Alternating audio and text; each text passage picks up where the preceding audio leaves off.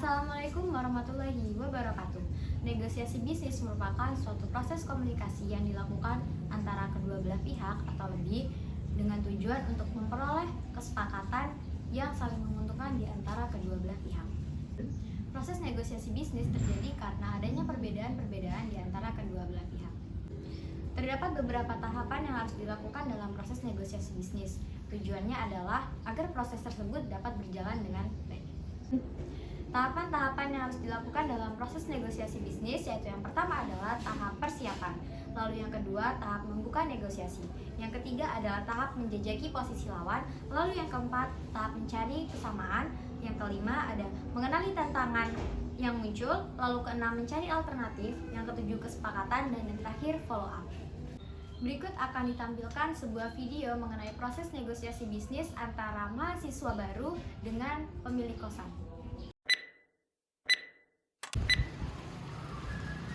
Rumah kos Putri E18.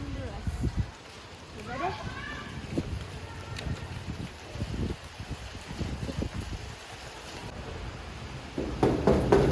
Permisi. Ya, sebentar. Iya, kenapa? Ini kosannya, Bu? Iya, ini kosan. Ada kamar kosong nggak ya, Bu? Gimana? Kamar kosong. Ibu yang punya kan? Iya saya yang punya kosan. Kenapa? Bu, di sini fasilitasnya apa aja ya? Oh, jadi kalau ada mau di sini, fasilitas itu ada satu kamar, isinya ada kasur, ada Nah, bantal. kasur itu apa, Bu? Spring bed apa yang jelek, yang kayak mana gitu? Males saya kalau Bentar ya, saya ngomong dulu. Oke, ada bantal, ada guling, ada kamar mandi dalam, ada meja, kasurnya spring bed. spring bed, Bu. Ya. Itu berapa kalau gitu, Bu, dapat semua itu? Kalau yang kamar yang ini 6,5 deh, 6,5 juta, yang sebelah sana 8. Kalau saya mau yang 3 juta aja dong, Bu, yang ini. Yang ini 3 juta, ini belum 3 juta.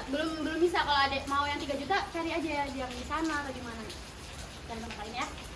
Pokoknya kalau 3 juta belum dapat kok di sini, Dek. Hidup sekarang susah abis Covid. Susah banget cari duit untuk rumah, untuk kosan, untuk semua perawatan juga kan harus dirawat, Dek. Jadi nggak bisa kalau 3 juta. Kalau misalnya ada cuma punya 3 juta, cari di sana. Ada sampai cari sampai dapat. Bu, saya tuh udah kesana ya, Bu. Lebih dekat, lebih bagus. Tapi itu 3 juta loh, Bu. Udah 3 juta tuh dapat semua. Kayaknya lebih bagus, lebih gede dari ini. Oh, kalau kayak gitu ya udah ada di sana aja yang ada dapat 3 juta dan dapat semua fasilitas itu aja ya. Tapi mohon maaf ini Maya, Bu ya. Tapi saya tuh udah ke kosan teman saya, deket kosan teman saya itu 3 juta, Bu. Lebih gede, kasurnya juga gede. Lemarinya juga dapat yang gede. Yang saya lihat juga di sini kan jauh ya, Bu ya. Jauh dari kampung. Sedangkan yang sana-sana aja tuh dekat, Bu. 3 juta loh, Bu. Ya kalau misalnya adek kira itu 3 juta bisa dapat semua fasilitas yang di sini, ya udah silakan adek pilih aja yang di sana. Susah kalau di sini. Walaupun jauh ya emang jauh, tapi lihat dulu adek, kalau adek nggak percaya lihat dulu kamarnya. Ya, tapi saya nggak cuma punya 3 juta, Bu. Maksud saya kan sedang negosiasi sama ibu. Ya kalau adek mau negosiasi sama saya ya yang sopan gitu. Pelan-pelan, biarin saya ngomong selesai dulu ya. Jadi gimana, Dek? Boleh deh, Bu. Lihat dulu tapi ya, Bu ya. Ya udah silakan.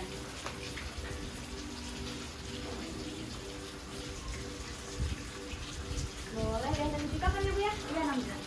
Semua udah dapat fasilitas. Tapi saya ada ketakutan sih, Bu. Saya tuh takut sama hal mistis yang bau-bau hantu gitu. Di sini aman kan ya, Bu? Saya malas kalau misalnya udah 6 juta mahal tapi ada yang kayak takutnya saya nggak mau. Aman kok dia, aman banget di sini, aman. Aman ya, Bu ya? Aman. Dia nggak tahu aja ada sesuatu. Jadi gini deh, dengan fasilitas kayak gitu, kamu mampu kan 6 juta?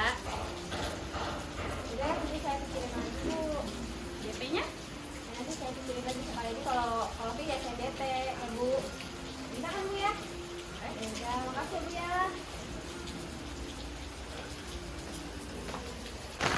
Jelek, jauh, mahal banget. Hah, nggak mampu aja mau punya kos di sini.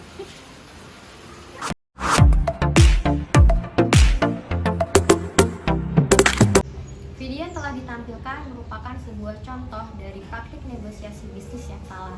Mengapa? Karena dalam prosesnya pihak negosiator melakukan tindakan yang seharusnya tidak dilakukan dalam proses negosiasi bisnis. Untuk yang pertama, pada tahap persiapan, negosiator tidak memperkenalkan diri terlebih dahulu dan tidak menyampaikan tujuan dengan jelas. Lalu yang kedua, untuk tahapan yang kedua, negosiator saling menyela pembicaraan dan mahasiswa yang ingin mencari kamar kos mengungkapkan modal yang ia miliki. Padahal seharusnya dalam proses negosiasi bisnis hal tersebut tidak seharusnya diungkapkan kepada pihak lawan. Lalu di tahapan ketiga, para negosiator tergoda untuk saling menolak argumen dan berbicara terlalu banyak hal-hal yang di luar konteks dari proses negosiasi bisnis atau keluar dari topik pembicaraan. Untuk tahapan keempat, para negosiator menekan lawan agar saling menyetujui argumen yang disampaikan oleh lawan. Pada tahapan kelima, pemilik kos menyembunyikan permasalahan yang ditanyakan oleh si mahasiswa. Lalu untuk tahapan keenam, keduanya saling berbicara sinis atau saling mengancam dan menolak argumen secara terang-terangan. Selain itu, juga kedua belah pihak terlihat saling memaksakan keputusan. Untuk tahapan ketujuh, kedua belah pihak saling terburu-buru untuk menyatakan keputusan dan terlihat seolah-olah mau menang sendiri. Dan yang terakhir, mahasiswa yang ingin mencari kos tidak memberikan keputusan atau tidak memberikan follow up lagi kepada si pemilik kos. Nah, untuk melihat bagaimana proses negosiasi yang benar dapat dilihat pada video berikut ini.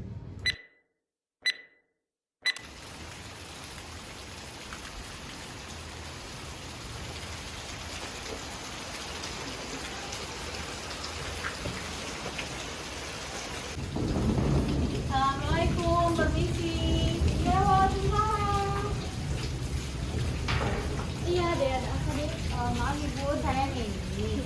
Saya lihat dari sosial media ini tempat kos ya ibu? Oh iya betul, ini tempat kos. Adanya mau kos? Oh iya bu, mau tanya-tanya dulu soalnya saya mahasiswa baru. Ya Allah, hujan-hujan gini. Yaudah ke rumah saya aja biar ngobrolnya enak ya. Iya iya. Yuk, itu rumahnya di depan pas. Iya bu.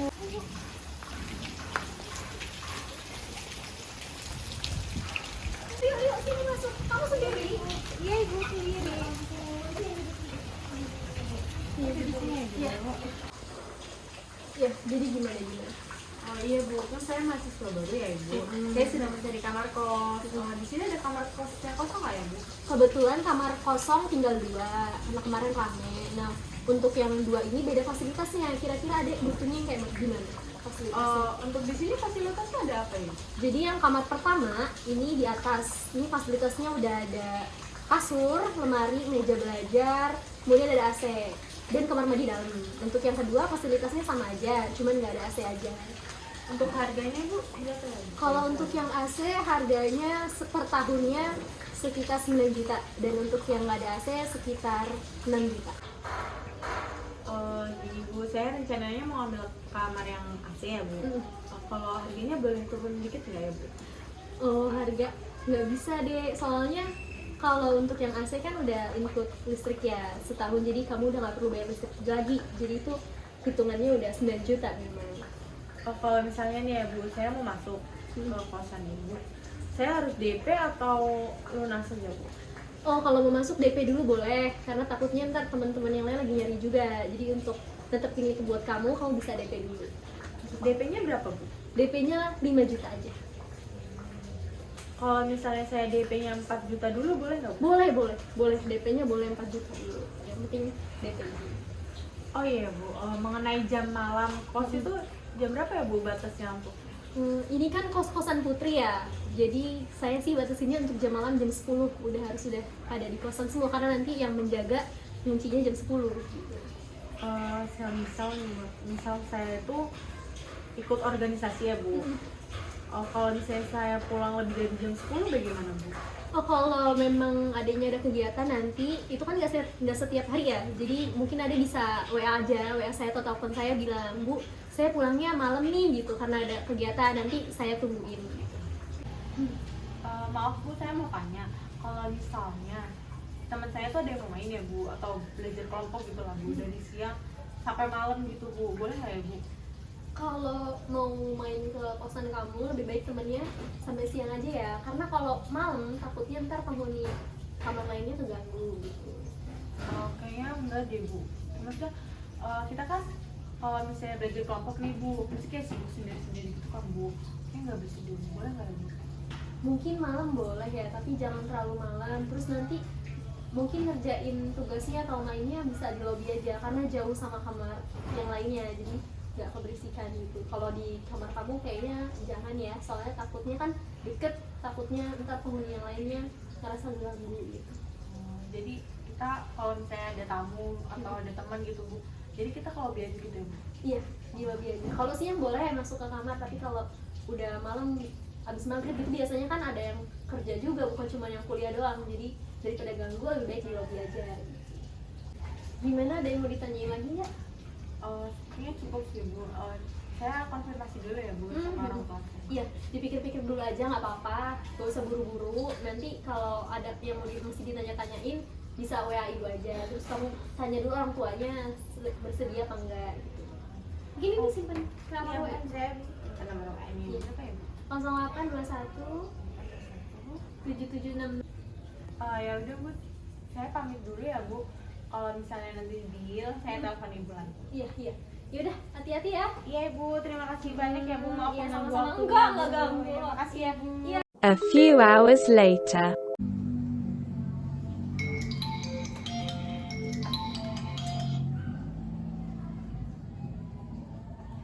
Halo, assalamualaikum. Waalaikumsalam. Ibu, ini Neni yang kemarin datang ke kosan. Oh iya Neni, gimana Neni? Ibu Neni jadi ambil yang kamar kos 9 juta per tahun itu ya Bu? Oh iya iya, alhamdulillah. Untuk pembayarnya bagaimana ya Bu? Neni DP atau langsung lunas aja Bu? Oh iya, boleh di DP dulu sesuai kesepakatan kemarin. Berapa ya DP-nya? 4 juta ya? 4 juta Ibu. Iya. Oke, langsung aja boleh di DP langsung 4 juta. Baik Bu, nanti Neni minta nomor ini ya Bu, rekeningnya ya Bu. Oh iya, nanti ibu kirimin lewat pesan WA aja ya. Ya baik Bu. Iya. Terima kasih ya Bu. Iya. Oh iya Bu, kira-kira Neni bisa masuk tanggal berapa ya Bu? Oh nanti setelah kamu DP, kamu kasih tahu ke saya aja kalau udah DP, atau boleh kirim bukti transfernya. Terus besok kalau kamu udah mau mulai masukin barang juga nggak apa-apa. Nanti saya bilang sama orangnya untuk bersih-bersih. Iya. Baik Iya. Bu, terima kasih ya Ibu. Iya, sama-sama Neni. Selamat Makasih mengganggu ya. waktunya ya Bu. Iya, terima kasih juga.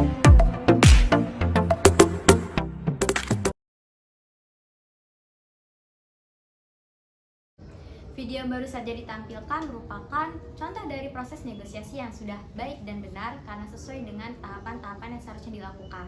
Karena pada prosesnya kedua belah pihak saling melakukan perkenalan, menyampaikan tujuan dengan jelas, lalu menyampaikan argumen dengan sopan, tidak saling memotong pembicaraan, lalu mengungkapkan apa yang sebenarnya kedua belah pihak inginkan. Lalu ketika terdapat permasalahan, kedua belah pihak juga menentukan alternatif bersama, dan pada akhirnya kedua belah pihak mendapatkan kesepakatan yang saling menguntungkan. Demikian contoh video proses negosiasi bisnis yang dapat kami tampilkan. Sekian, terima kasih. Wassalamualaikum warahmatullahi wabarakatuh.